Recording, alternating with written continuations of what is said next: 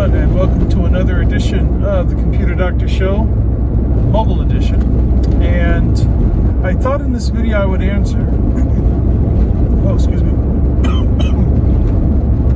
I thought I would answer a very commonly asked question that a lot of people ask on the internet, and that is how to secure your Wi-Fi.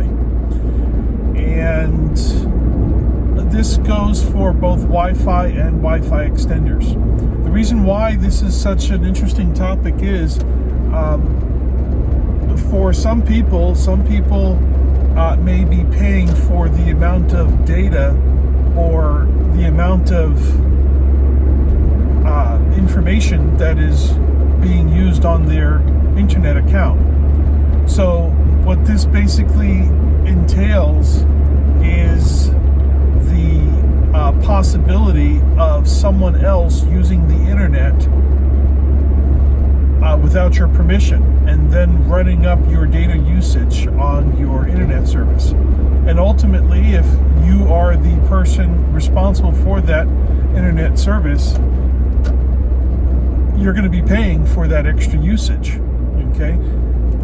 There's no such thing as unlimited data usage when it comes to internet service. Okay, some services are extremely high, but just because it's extremely high does not necessarily mean that it's unlimited.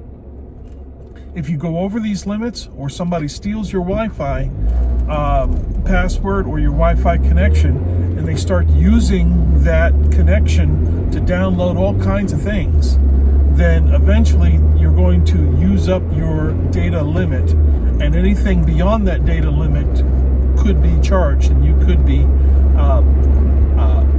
paying a higher internet bill when you're not even using that much data. So that's the reason. That's one of the main reasons why the question arises. So here's how you can secure your Wi-Fi internet. So it all comes down to how well you know the router. The router is that internet box with the flashing lights on it. In your house, you may have one of these, or you may have two of these. This does not necessarily apply to if you're tethering from your cell phone. That's a whole nother thing altogether. But if you have a router that you're using your internet for, if you have a router, it would be best if you got to know your settings on that router extremely well, and you would need to get into what's called the advanced settings, or the settings within the router. So in order to do that, you have to be able to get into the administrative control panel. The administrative control panel you can probably access easily by going into a web browser and maybe hitting 192.168.0.1 or 1.1 at the end. If not, there is a way that you can find your router's IP address and just plug that into the browser, and it should let you in. Maybe it's probably going to ask you for a password, a username and password. The default is usually admin and then password. And after you get into that, there's going to be several menus of how you can secure your Wi-Fi from there. And the key to securing your Wi-Fi is just having a really, really good password. And there are several different types of passwords even that you can use, and they and even different lengths that you can use. So the type of password that you want, and there's even several different types of passwords. You would want to use the highest type of security of password, and that is the WPA standard, or WPA2. Those are the those are still one of the later and one of the best and most secure that is available across the board for at least modern routers today. You want to stay away from WEP. WEP passwords are they're very easily hackable. In other words, someone with the right knowledge and the right software could still break into your Wi-Fi if you're using WEP security. So you want to use WPA or WPA2 security. Okay, those are a lot more difficult, still hackable, but a lot more difficult to use. Another feature that you might want to consider using when you are trying to secure your Wi-Fi is to turn off radio identification. And what that basically means, or in some routers, it's even called hide SSID. Hide SSID or display. You might want to uncheck the display SSID or turn off. You don't want to turn off the radio because that's just gonna disable your entire Wi-Fi altogether. But you do have the ability to remove the name of your Wi-Fi from broadcasting out. And the nice thing about that is it makes it invisible to, I would say now, about half the devices that are out there.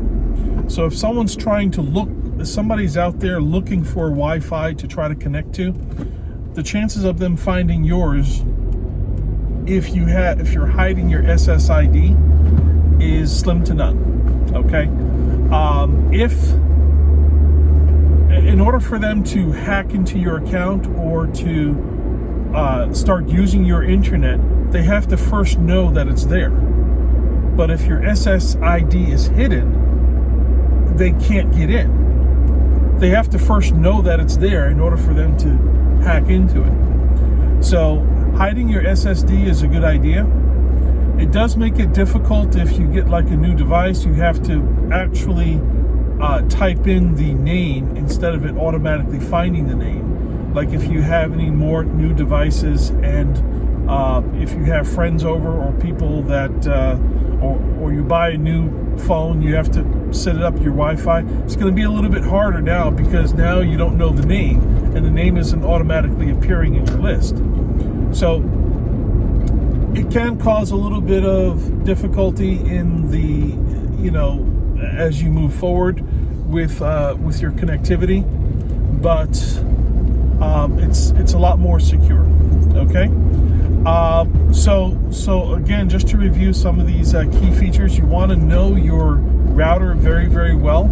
You want to know how to access the administrative control panel within the router, and then you want to be able to access all the Wi-Fi configurations within that router.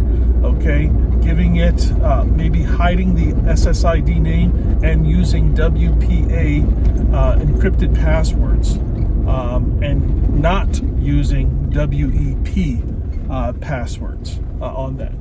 So I hope this clears up maybe a little bit of confusion that maybe some people have. The same thing is true with Wi-Fi extenders. Wi-Fi extenders are nothing more than routers that are set up in a special way to re-amplify a signal that it receives and then rebroadcast it out. That's a lot of what a router does, period. So the same thing applies with router extenders. There are administrator control panels within router extenders and range extenders. So you have to read the manuals of how to get into those administrative control panels and to make those adjustments accordingly. I hope you have a good day. This is Aaron Moss, Computer Doctor Show Mobile Edition. Listen also to my radio show. Please comment, subscribe, like these videos so that I can make more better videos. Leave some comments of some other questions that you would like to see in